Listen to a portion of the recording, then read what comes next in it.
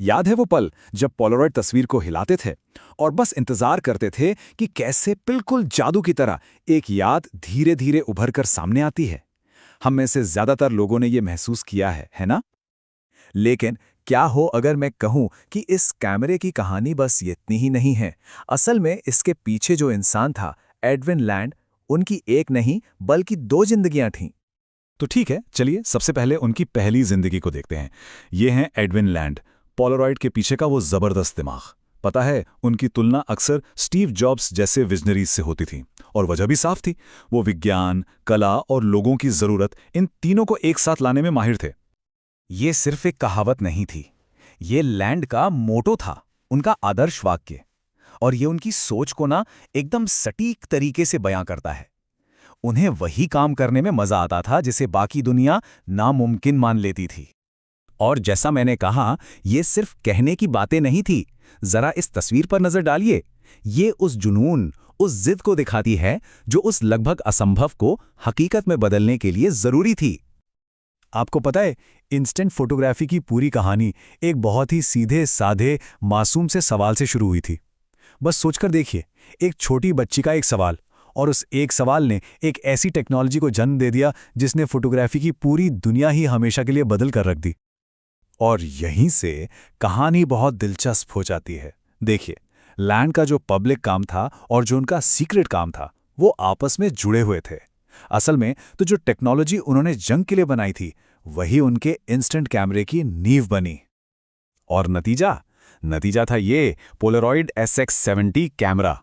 ये उनकी public life की सबसे बड़ी कामयाबी थी।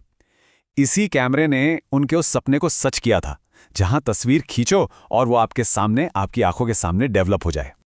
लेकिन ये उनका सबसे जरूरी प्रोजेक्ट नहीं था। असल में जो कहानी हम सब जानते हैं, वो तो बस आधा सच है। असली कहानी तो अब शुरू होती है। तो जरा इस सवाल के बारे में सोचिए, क्या ऐसा हो सकता है कि जिस इंसान ने हमारी फैमिली की यादों को सहेजने का तरीका दिया, वही इंसान दुनिया के सबसे बड़े राज पर भी नजर रख रहा हो? बस यही एक सवाल हमें लैंड की दूसरी छिपी हुई जिंदगी तक ले जाता है। तो चलिए अब मिलते हैं दूसरे एडविन लैंड से। वो एडविन लैंड जो राष्ट्रपतियों का सबसे खास सलाहकार था और कोल्ड वॉर के दौर में आसमान से होने वाली जासूसी का सबसे बड़ा मास्टरमाइंड। उनका प्रभाव कितना गहरा था, इसका अंदाजा लगाना भी मुश्किल है। सोचिए, 30 साल से भी ज्यादा वो अमेरिकी सरकार के सबसे ऊंचे लेवल पर बैठे थे। वो सिर्फ एक इन्वेंटर नहीं रह गए थे, वो देश की पॉलिसी और स्ट्रैटेजी को आकार दे रहे थे। इसका एक जबरदस्त उदाहरण देखिए। उन्होंने ही प्रेसिडेंट आइजनहावर को मनाया कि U-2 स्पाई प्लेन का प्रोग्राम एयरफोर्स को नहीं बल्कि CIA को चलाना चाहिए। क्यों? ताकि इसे एक जासूसी मिशन का रूप दिया जा सके, न कि एक मिलिट्री ऑपरेशन का। मतलब उन्होंने सिर्फ टेक्नोलॉजी नहीं बनाई, उन्होंने ये भी तय किया कि उस टेक्नोलॉजी का इस्तेमाल कैसे होगा और कौन करेगा। और ये सिलसिला दशकों तक चलता रहा। लैंड लगातार अमेरिका की आसमान में आंखें, यानी उसकी जासूसी टेक्नोलॉजी को और बेहतर और ताकतवर बनाने में लगे रहे। एक के बाद एक उन्होंने ऐसे सर्विलेंस सिस्टम्स को आगे बढ़ाया जिनके बारे में पहले कोई सोच भी नहीं सकता था। अब जाहिर है, इस सीक्रेट लाइफ में कई नैतिक सवाल भी थे। वो अपने काम को जनता से छिपाने को सही कैसे ठहराते थे? उनका तर्क बड़ा दिलचस्प था। वो जानबूझकर बोले गए झूठ और जरूरत के लिए सच छिपाने में फर्क करते थे। उनका मानना था कि सीधा झूठ बोलना गलत है, लेकिन देश की सुरक्षा के लिए सच को छिपाना एक जरूरी चीज है।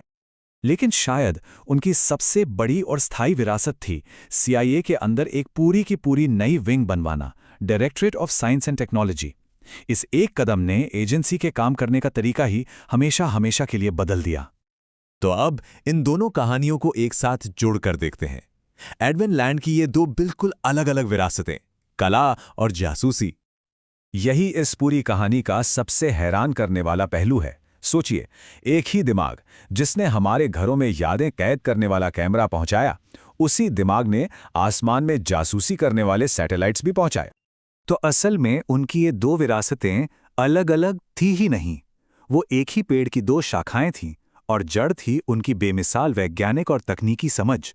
उनका skill set, optics, plastics, chemistry बिल्कुल वही था, बस उसका इस्तेमाल अलग अलग जगहों पर हो रहा था। और उनकी काबिलियत का सबूत चाहिए तो ये नंबर देखिए, 535। एडविन लैंड के नाम पर 535 पेटेंट थे। थॉमस एडिसन के बाद दूसरे नंबर पर। यह नंबर खुद बताता है कि वो अपनी दोनों ही दुनियाओं में कितने जबरदस्त इन्वेंटर थे। और आखिर में उनकी सोच की जो फिलॉसफी थी वो दोनों ही कामों पर लागू होती थी। उनका कहना था, अगर आप इंसान की किसी गहरी ज़रूरत को महसूस करते हैं तो आपको बिल्कुल बेसिक साइंस पर वापस जाना होगा। चाहे वो ज़रूरत परिवार के साथ एक पल को हमेशा के लिए कैद करने की हो या देश को बाहरी खतरों से बचाने की, उनका तरीका एक ही था, समस्या की जड़ में जाओ और एक नया हल बनाओ। और ये कहानी हमें एक बहुत बड़े सवाल के साथ छोड़ जाती है। जब इतिहास के सबसे बड़े राज हमारी नज़रों के ठीक सामने छिपे हों, तो क्या इतिहास के बारे में हमारी समझ बदल नहीं जाती?